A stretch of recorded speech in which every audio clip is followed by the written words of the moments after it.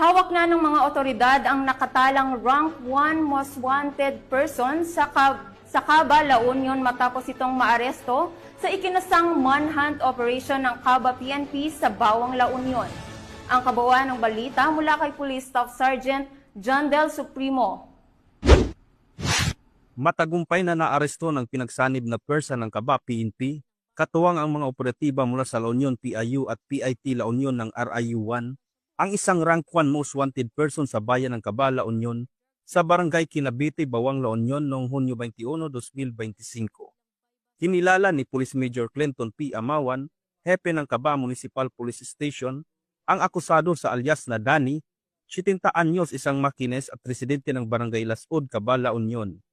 Dagdag pa ni Police Major Amawan, inaresto si alias Danny sa bisa ng warrant of arrest para sa kasong rape sa ilalim ng Article 266-A Paragraph 1, kaugnay ng Article 266-B ng Revised Penal Code as amended by RE 8353 o ang Anti-Rape Law of 1997 kung saan walang piyansang inirekomenda. Agad siyang dinala sa Caba District Hospital para sa medical at physical examination at kalaunan ay inihatid sa istasyon ng pulisya para sa kaukulang dokumentasyon at kustodiya bago ito i-turnover sa korte na naglabas ng warrant.